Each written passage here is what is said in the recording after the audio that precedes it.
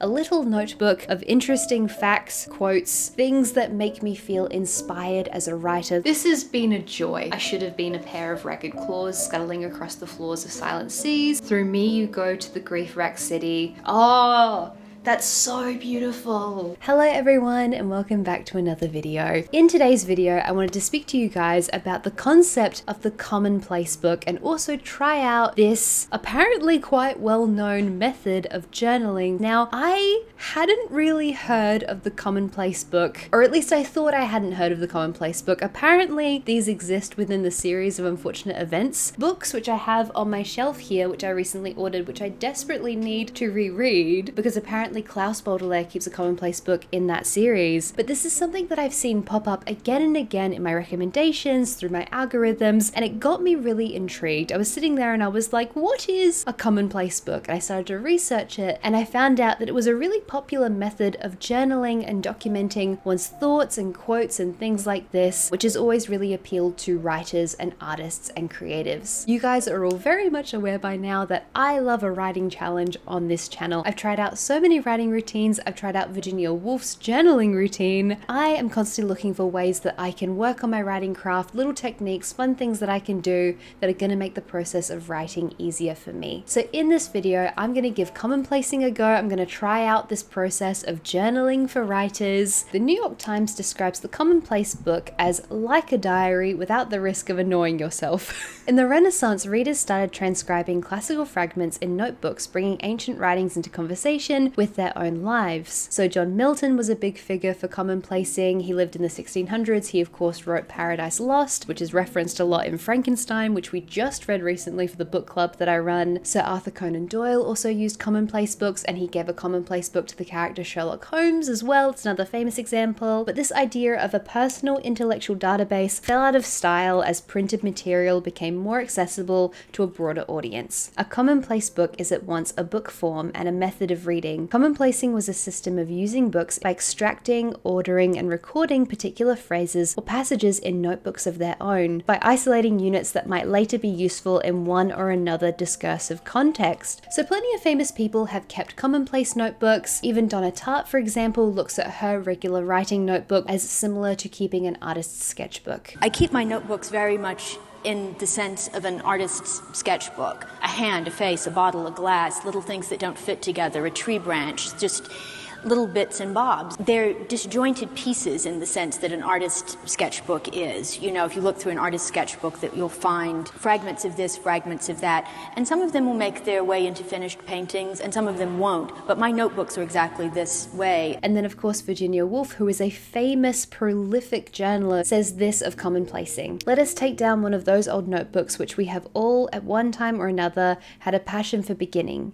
Here we have written down the names of great writers in their order of merit. Here we have copied out fine passages from the classics. Here are a list of books to be read, and here, most interestingly of all, lists of books that have actually been read, as the reader testifies with some youthful vanity by a dash of red ink. So for me, the way I want to approach commonplacing is that I want to create a little notebook of interesting facts, quotes, things that make me feel inspired as a writer. Those of you who follow my channel know that I've been really struggling to write my next novel, Project Spiegel Tent. It's been such a fun experience. Just slowly finding the things I need, finding the bits and pieces, finding the research. I think that this would be a really interesting experiment. And also I realized again while researching this video that I've been doing a form of commonplacing almost my entire life. I've always been really interested in writing down quotes from books. I had notebooks all through my childhood and teenagehood where I wrote down things I found interesting or profound. I really distinctly remember copying down passages of The Perks of Being a Wallflower when I was like 15, 16. And then into my teenagehood and of course my 20s, I used digital forms of commonplacing. And so I would collect these little bits and pieces that I find significant or inspiring or that get the cogs of my brain whirring, and I would screenshot them. I would take pictures of them on my phone. I would write them into my notes app. I would write them into Google Docs. So many myriad ways I have documented these things that I find inspiring and interesting. writing. And I really, really love the idea of documenting everything in a single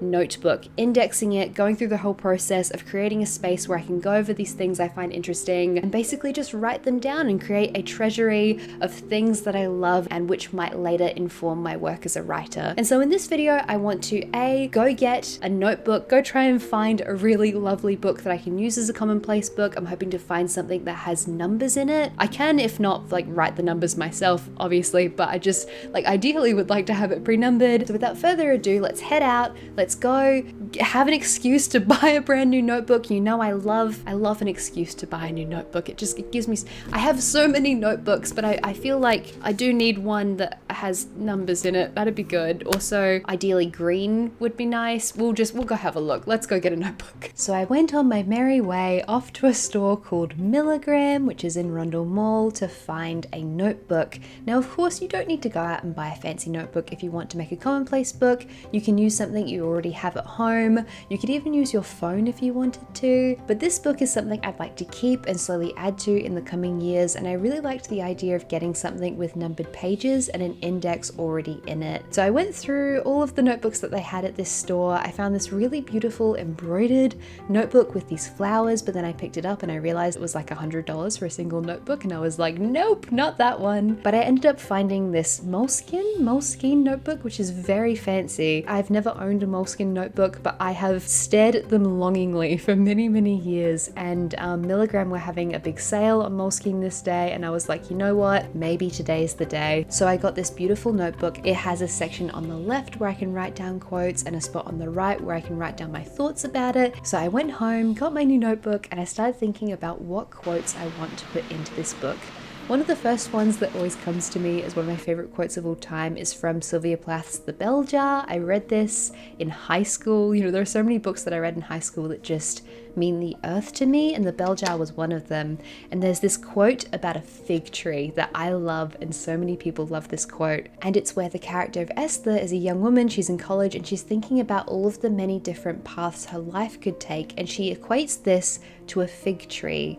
And so the quote is, "I saw my life branching out before me like the green fig tree in the story. From the tip of every branch like a fat purple fig, a wonderful future beckoned and winked. One fig was a husband and a happy home and children, and another fig was a famous poet, and I wanted each and every one of them, but choosing one meant losing all the rest. And as I sat there unable to decide, the figs began to wrinkle and go black, and one by one they plopped to the ground at my feet," which is just such a harrowing quote. It's so beautifully written. I think the fig tree quote would probably go under adulthood or coming of age, maybe. I think that's what I would put that under. But I did actually decide to start the Commonplace book on the topic of art, because I'm researching a novel at the moment. I'm working on Project Spiegel Tent, which is kind of an arty novel, and you know, I want to explore a bunch of things to do with the arts in that story, and so I've been looking at art a lot recently. So the very first quote I wanted to write down in the Commonplace book is actually from Hayao Miyazaki.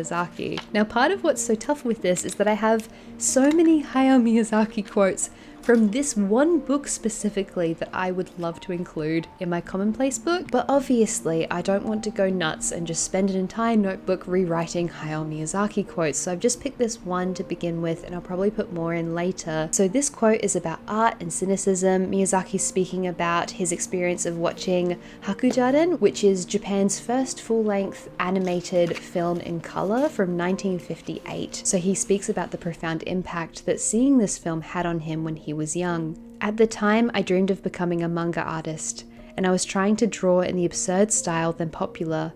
But Hakujaren made me realize how stupid I was. It made me realize that behind a facade of cynical pronouncements, in actuality, I really was in love with the pure, earnest world of the film. I was no longer able to deny the fact that there was another me, a me that yearned to affirm the world rather than negate it." I love that quote so much. I think it's so beautiful. I think that is such an important quote for Hayao Miyazaki, specifically his work and how he views his work, like animation as a means to negate cynicism, because you know, it's kind of a meme that Miyazaki is this like really cynical, like negative guy, but he kind of makes these films that are so affirming and beautiful and have all these environmental themes. So there's a lot of contradiction there with Hayao Miyazaki, which I find really fascinating about him. I'm having a lot of fun doing this. I'm going to keep hunting around for different quotes that I can find, and I will come back to you in a little bit. So it is now a couple days later. I've been really enjoying the process of slowly documenting things in my Commonplace book. Unlike a lot of the other writing challenges, writing routines, different things that I've done, this feels like a really slow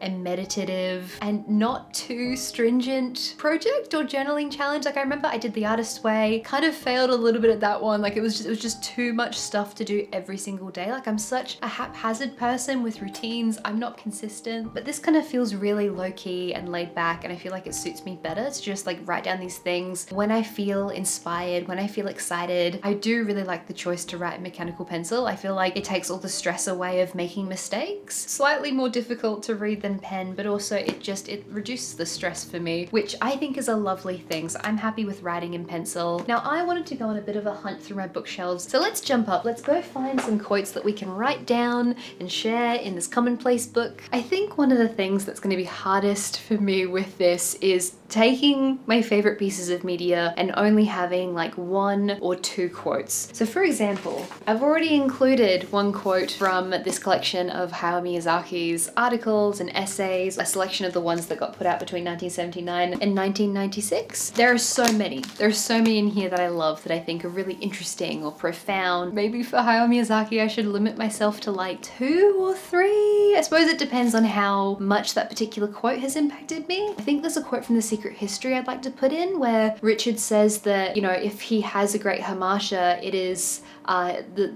what is the quote? His morbid longing for the picturesque at all costs. Let me find it. Does such a thing as the fatal flaw, that showy dark crack running down the middle of a life, exist outside of literature?